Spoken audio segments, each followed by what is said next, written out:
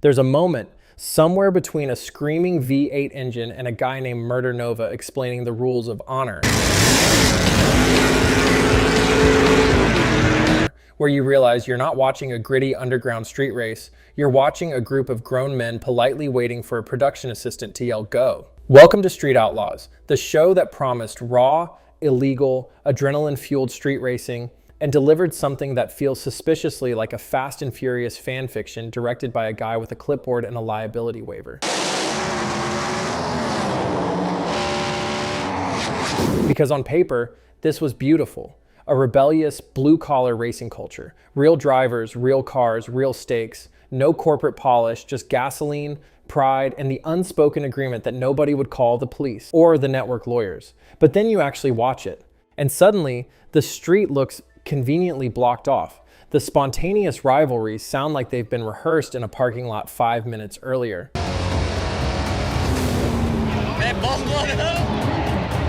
And the whole thing starts to feel less like an underground movement and more like a carefully curated cosplay of one. It's like being invited to a secret fight club, only to discover there's a catering table, a camera crew, and someone asking you to sign a release form before you throw a punch. Camaro, big block. This year, man, I brought out a 69 Nova, pro-charge him. So what happened? How did a show that built its identity on being raw, illegal, and real end up feeling like the most organized illegal activity in television history?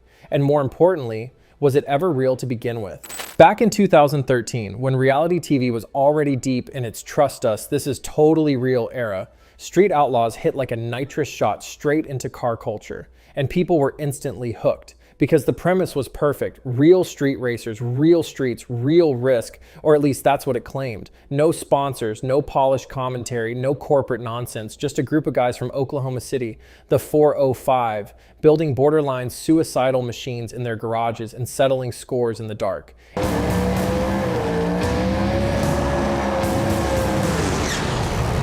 It felt raw. It felt dangerous. It felt like something you weren't supposed to be watching, and that's exactly why it worked. Because this wasn't NASCAR or Formula One. This was the anti-version. No rules, no structure, no safety net, just run what you brung.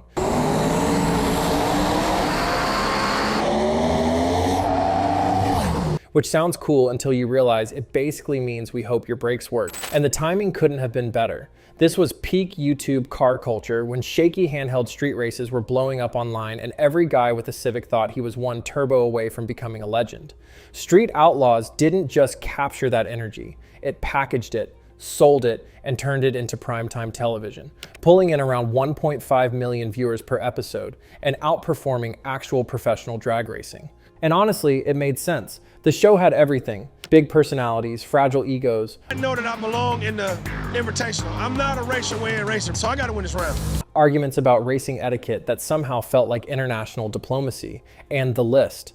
A ranking system so simple and effective, it turned every race into a high-stakes ladder match. Win and you climb. Lose and you disappear. It was genius. But here's where things get interesting. Even back then, there were whispers. Quiet ones. Insiders started admitting that things were a little more controlled than they looked. Left and went right, and he got me by a bumper.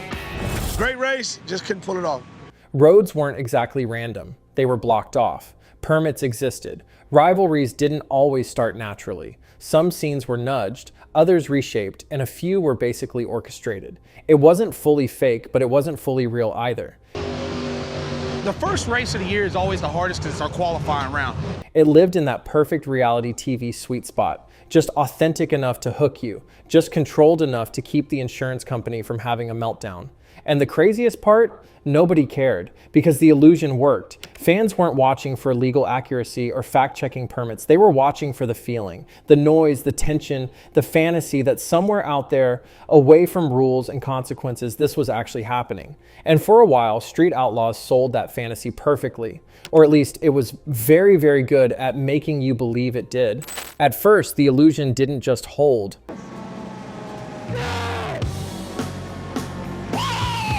It evolved. Because once Street Outlaws realized it had an audience, it did what every successful reality show does when it smells blood in the water.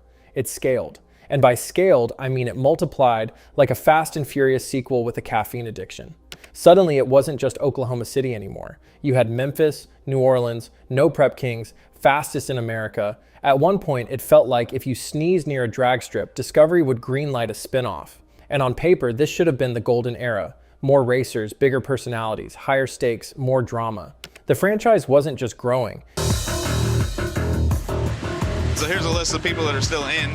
It was metastasizing into a full-blown ecosystem of burnout, smoke, and testosterone. But with that expansion came something the original formula couldn't quite handle: scrutiny. Because the more polished the show became, the harder it was to pretend it wasn't polished. Take my tune-up from last night. I'm gonna spice it up just a little bit, be conservative because the track is hot and greasy. Fans started noticing patterns, the same arguments, recycled with slightly different accents, the same dramatic pauses before races, like everyone had collectively agreed to wait for the boom mic to get into position, the same conveniently cinematic lighting on supposedly random streets. It was still entertaining, sure, but it was starting to feel less like a documentary and more like a soap opera where everyone just happened to own a 1,000 horsepower death machine.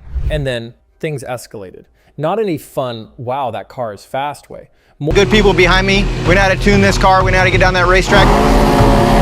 More in a wait, should we be watching this kind of way? One of the most infamous moments came out of Street Outlaws, Memphis. That's the first time, baby. Hey, I can only go up from here. Where a race didn't just turn into drama, it turned into an actual physical altercation that spiraled completely out of control. Participants Chad and Jenny Larkin later claimed that the situation wasn't just spontaneous chaos, but something actively encouraged by production. According to the lawsuit, producers allegedly pushed racers to trash talk, escalate tensions, and essentially manufacture a confrontation that would look great on camera. And when that confrontation turned violent, well, instead of stepping in, the cameras kept rolling. Because nothing says authentic underground culture like a production team allegedly choosing better footage over basic human intervention. Gets to win this race, so if Bowman's in the way, we got to take him out and keep moving on. The fallout was messy. Injuries, arrests, lawsuits, the kind of headlines that make you realize this isn't just a slightly fake TV show anymore. It's a liability nightmare with a fan base. And that was the moment when the illusion really started to crack. Because up until then, you could pretend the show was bending reality a little, tweaking it for entertainment, giving it a narrative arc. But this suggested something darker, that the reality wasn't just being captured, it was being engineered, pushed, provoked, and audiences noticed. Online, the tone started shifting, where once you had fans arguing about who was the fastest, you now had threads dissecting how staged everything felt. Memes popped up comparing Street Outlaws to WWE, except with fewer safety protocols and worse acting. Comment sections filled with variations of the same sentiment. This used to feel real. And then came the tragedies, because for all the accusations of staging and scripting, the danger, that part was very real. Over the years, multiple incidents shook the franchise, but one of the most sobering was the death of racer Ryan Fellows during filming in 2022. A high-speed crash, the kind of thing the show had always flirted with as part of its appeal, suddenly became impossible to frame as entertainment. You can't add dramatic music to that. You can't edit it into a cliffhanger. You can't cut to a confessional where someone says, that's just how racing is. Because at that point, the question isn't who's next on the list, it's why are we still doing this? And yet, the show kept going. Because by then, Street Outlaws wasn't just a show, it was a brand. A machine, one that had built itself on escalation. Bigger races, bigger risks, bigger drama. And like any machine built on constant escalation, it had a problem. It couldn't slow down without losing the very thing that made it successful. So it doubled down. More spin-offs, more events, bigger prize pools, the introduction of formats like Fastest in America, where teams competed for $100,000, turning what was once a scrappy underground scene into something that looks suspiciously like, well, organized competition, which is ironic because the whole appeal of Street Outlaws was that it wasn't supposed to be organized. At this point, the show had fully transformed from illegal street racing with a camera crew into a traveling entertainment product that occasionally pretends it's illegal. I'm not driving, that's for sure. Hell yeah. Good lap. All right, good luck, man. And the audience could feel it. The memes got sharper, the criticism louder. Even institutions like the NHRA stepped in, warning racers that participating in the show could cost them their licenses because it promoted organized street racing, the very thing it claimed not to be. Think about that for a second. A show that built its identity on being rebellious and underground was now so structured and visible that official racing organizations were treating it like a legitimate, regulated threat. That's not authenticity. That's branding gone full circle. And by the time the dust settled, the question wasn't whether Street Outlaws had changed. It was whether it had ever been what it claimed to be in the first place. So here we are, a show that once sold itself as raw, unpredictable, and just a little bit illegal, now feels like a traveling motorsport circus where the rebellion is carefully scheduled between commercial breaks. And the problem isn't just that Street Outlaws changed. Every show evolves. Drawing the fast guys early is you get them out the way. You don't have to race them tonight whenever they got their car figured out. The problem is what it had to sacrifice to survive, because the core promise was always authenticity, not safety, not polish, just the idea that what you were watching was real people, real risks, real consequences. But success made that impossible. The moment the show became a franchise, it needed structure, repeatable formats, storylines, tension that could be turned on and off like a light switch. And suddenly, the chaos that made it exciting turned into a formula you could predict 5 minutes in advance. You know the rhythm. Introduce rivalry, escalate with suspiciously well-timed trash talk, cut to dramatic close-ups, race, reaction shot, repeat. We drew Lizzie Moosey, first round. I'm really excited about it. Different racers, same script. And once you see that pattern, you can't unsee it. That's when the identity crisis kicks in. Because Street Outlaws was never supposed to feel like a performance. It was supposed to feel like something you weren't supposed to be watching. Instead, it became something carefully engineered to look dangerous while staying controlled enough for TV, which is a weird place to land when your entire brand is built on being uncontrollable. Meanwhile, the real-world consequences didn't disappear. If anything, they became harder to ignore. Authorities began referencing the show in actual street racing incidents, acknowledging its influence in normalizing something inherently risky. That's not edgy anymore. That's accountability knocking. At the same time, the endless spin-offs diluted everything. What once felt unique started to feel mass-produced. The underground vibe turned into a content factory, pumping out variations of the same formula until even the most loyal fans started to check out. And by the later years, canceled events, no new deals, a franchise quietly fading.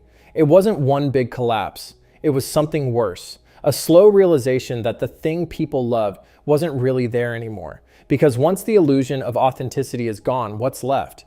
Just fast cars, loud engines, and a show that forgot why people cared in the first place. And that's the strange tragedy of Street Outlaws. Because for a moment, just a brief, loud, tire-smoking moment, it actually worked. It captured something real. Not in the literal sense, not in the this is a completely unfiltered documentary kind of way, but in the emotional sense. It tapped into a fantasy people wanted to believe in. That somewhere out there, beyond rules and regulations, there was still a world where skill, guts, and a slightly questionable life choice could make you king of the street. And honestly, that idea is kind of beautiful. It's rebellious, it's simple, it's human. But the problem with fantasies is that the moment you try to mass produce them, they stop feeling like fantasies. They start feeling like products. Street Outlaws didn't collapse because people stopped liking fast cars or big personalities. It collapsed because it couldn't maintain the illusion that made those things meaningful. The more it tried to scale authenticity, the more it exposed how manufactured that authenticity really was. And once that curtain is pulled back, you can't unsee it. You can't go back to believing that these are spontaneous underground races when everything is lit, mic'd, and edited for maximum drama.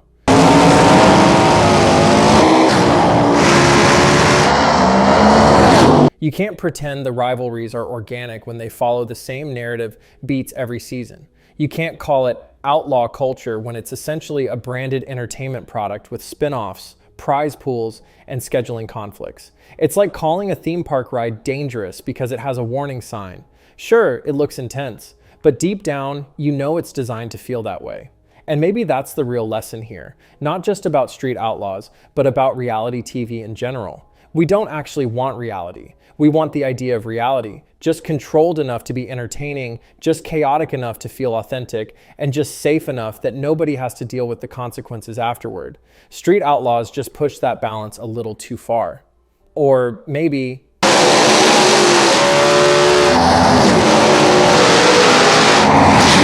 it revealed that the balance was never really there to begin with. So what are we left with? A show that once made illegal street racing feel like a mythic underground sport, now remembered as a cautionary tale about what happens when you try to turn that myth into a franchise. Fast, loud, and ultimately unsustainable. And maybe that's fitting, because in the end, Street Outlaws didn't die in a spectacular crash. It just slowly ran out of road. And if that doesn't perfectly sum up reality TV, I don't know what does. So go ahead, like, subscribe, and let me know which totally real show we should put under the microscope next. Because if there's one thing we've learned, the more a show insists it's real, the more interesting it becomes to ask if it ever was.